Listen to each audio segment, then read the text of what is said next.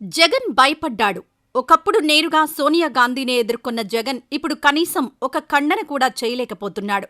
దక్షిణాది రాష్ట్రాలకు అన్యాయం జరుగుతుందనే ఆందోళన ఆయా రాష్ట్రాల్లో బలంగా ఉంది. ఈ నేపథ్యంలో కేంద్ర ప్రభుత్వానికి తమ నిరసన, అలాగే అభిప్రాయాల్ని చెప్పడానికి తమిళనాడు సీఎం స్టాలిన్ నేతృత్వంలో చెన్నైలో అఖిలపక్ష సమావేశాన్ని ఇవాళ చేపట్టారు. ఈ సమావేశానికి ఆంధ్రప్రదేశ్లోని అధికార, ప్రతిపక్ష పార్టీలు మినహాయిస్తే మిగిలిన రాష్ట్రాల నుంచి అందరూ చెన్నై వెళ్లడం విశేషం. దక్షిణాదిన తెలుగుదేశం, జనసేన ఈ డీలిమిటేషన్ ప్రక్రియ ఉద్యమానికి దూరంగా ఉంటున్నాయి. ఎందుకంటే వారు కూటమిలో బీజేపీతో కలిసి ఉన్నారు. మరి వైసీపీకి ఏమైంది? జాతీయ రాజకీయాల్లో తటస్థ వైఖరిని అనుసరిస్తోన్నందున వైఎస్సార్ కాంగ్రెస్ పార్టీ కూడా ఇందులో పాల్గొనట్లేదు అని పైకి చెప్పుకుంటున్నా కేవలం జగన్ కేసుల భయంతోనే మోడీకి ఎదురెళ్లలేకపోతోంది వైసీపీ అని రాజకీయ విశ్లేషకులు అభిప్రాయపడుతున్నారు. కేంద్రంలోని మోడీ సర్కార్కి యాంటీగా వెళ్తే వెంటనే ఈడీ, సీబీఐ లాంటి జాతీయ దర్యాప్తు సంస్థలు ఆ వ్యతిరేకుల మీద దాడి చేస్తాయి అనే అభిప్రాయం రాజకీయ వర్గాల్లో బలంగా ఉంది. అందుకు చాలా ఉదాహరణలున్నాయి.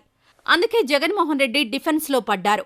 డీలిమిటేషన్ ప్రక్రియపై దక్షిణాది రాష్ట్రాల సమావేశానికి ఏపీ నుంచి వైఎస్సార్ కాంగ్రెస్ పార్టీ అధినేత జగన్మోహన్ రెడ్డికి ఆహ్వానం ఉన్నా ఆయన హాజరు కాలేదు. ఈ నేపథ్యంలో జగన్మోహన్ రెడ్డిపై అనేక రకాల విమర్శలొచ్చాయి.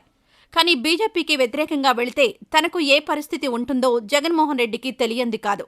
ఒకసారి చంద్రబాబు ఆ తప్పు చేసి మూల్యం చెల్లించుకున్నారు. అసలే తన మీద చాలా కేసులున్నాయి. పైగా ఏపీలో కూటమి అధికారంలో ఉంది.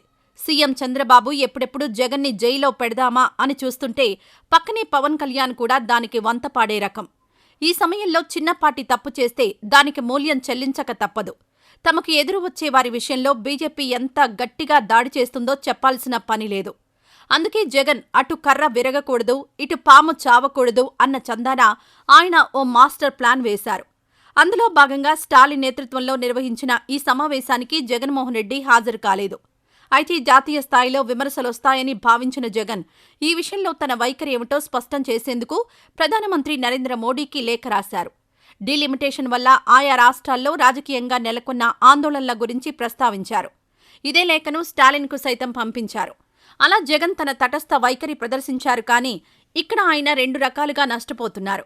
ఉంటే ఆ వైపుండు, లేదా ఇటువైపుండు. అలా కాకుండా మధ్యలో ఉంటుంటే ఎటూ కాకుండా పోతావ్ అని హెచ్చరిస్తున్నారు జాతీయ నేతలు. తనకు ఇబ్బందులు ఎదురైనప్పుడు ఇండియా కూటమి పక్షాల సాయం తీసుకొని ఇప్పుడు అదే ఇండియా కూటమి పక్షాలు ఆహ్వానిస్తే మాత్రం పట్టించుకోవడం లేదు. అప్పట్లో జగన్ ఢిల్లీలో ఆందోళన చేస్తే ఇండియా కూటమి పక్షాలొచ్చి మద్దతు తెలిపాయి. కానీ జగన్ మాత్రం ఇండియా కూటమికి ఏ విషయంలోనూ మద్దతు ప్రకటించడానికి కూడా ధైర్యం చేయడం లేదు. ఈ భేటీకి జగన్మోహన్ రెడ్డి గైర్హాజరవడం ద్వారా ఇండియా కూటమికి సైతం దూరమైనట్టే అని విశ్లేషకులు భావిస్తున్నారు. జగన్మోహన్ రెడ్డి మరి ఇంత భయస్థుడా అనే చర్చ ఇప్పుడు పొలిటికల్ వర్గాల్లో నడుస్తోంది. ఎంత కేసుల భయం ఉంటే మాత్రం కనీసం చిన్న విమర్శ కూడా చేయలేకపోతే ఎలా అని రాజకీయ వర్గాల్లో మాట్లాడుకుంటున్నారు. రేపెప్పుడైనా జగన్కి ఇబ్బందులొస్తే మిగతా పార్టీల నుండి మద్దతు వస్తుందా అనే ప్రశ్న ఉత్పన్నమవుతోంది. మొత్తానికి తన తటస్థ వైఖరితో జగన్ పెద్ద బ్లండర్ చేశారని అంటున్నారు విశ్లేషకులు.